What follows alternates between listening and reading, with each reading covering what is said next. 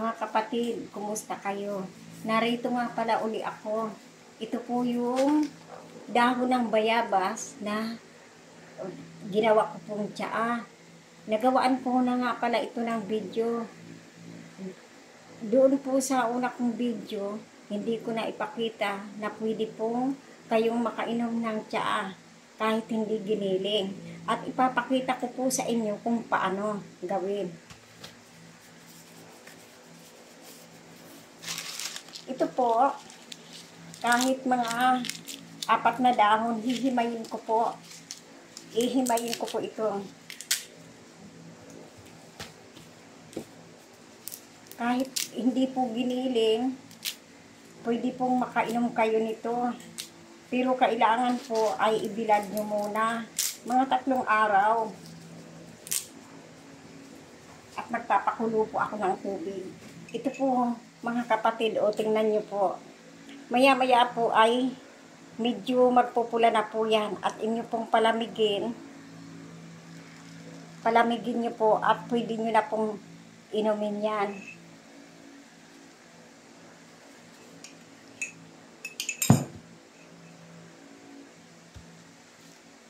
At ito po, gigilingin ko na po ito ngayon. At ipapakita ko sa inyo.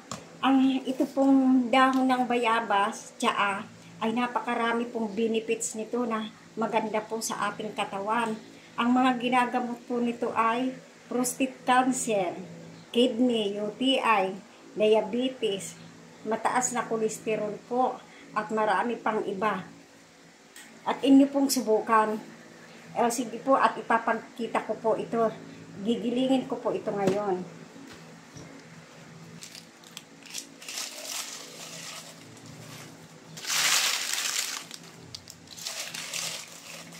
Ito po ay binilad ko po ito ng 3 bisis. 3 araw po. Kailangan po 3 araw kasi para tuyong-tuyo ito at maging malutong.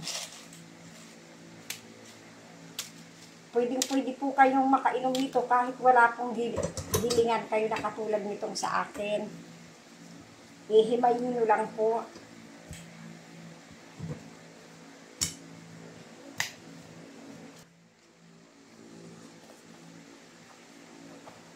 Ito po yung nagiling ko po nung nakaraan po sa unang video.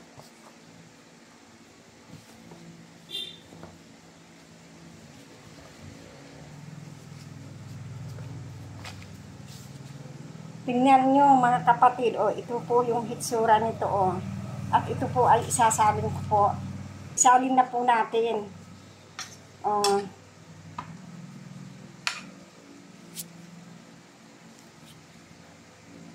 Ito na po ang hitsura niyan.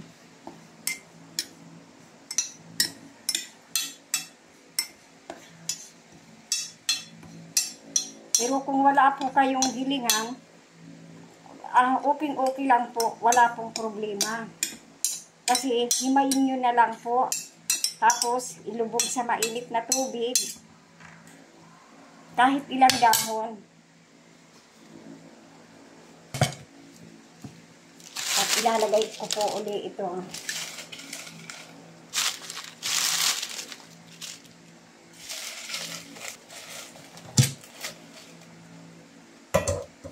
Kaya po ako may ganito po, may gilingan ako kasi sobra pong hilig ko sa herbal.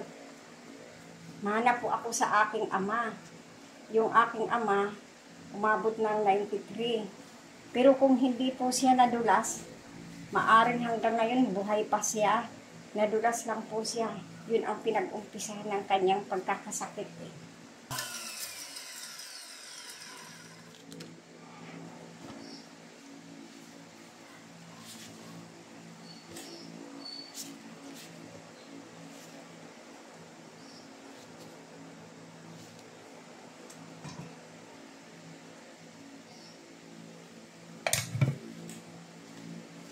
Idagdag na lang po natin ito para matapos na po ang paggiling ko.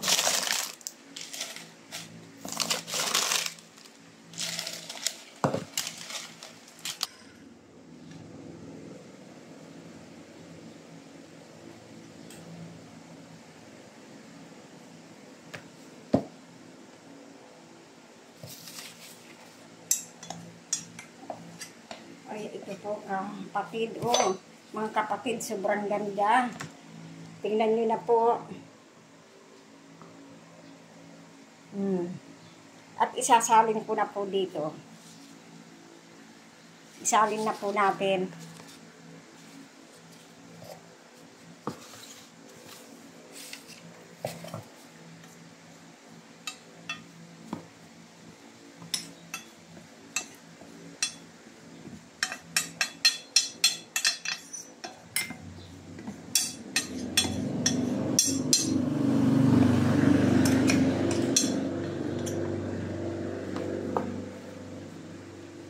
Mga kapatid, tingnan nyo, ito na po yung nagawaan ko po. Kasama po yung nagawa ko nung nakaraang unang video ko po. Ito na po lahat. At kahit po wala kayong gilangan, makakainom pa rin po kayo. Basta hihimayin nyo na lang. Pag nahimayin nyo na, kayo po ang bahala kung gaano karami ang dahon. Pag nahimayin nyo na, lagyan nyo ng mainit na tubig at inyo pong palamigin, pwede nang inumin at pwede po kayong uminom ng, ang gawin nyo po sa isa sa umaga na baso at isa sa gabi. 2 bisis nyong iinumin. Mga kapatid, salamat po pala sa inyong panonood. Hanggang sa muli. Sana po sa mga sunod kong video ay manood uli kayo. Salamat sa inyo. Sige po. Bye-bye.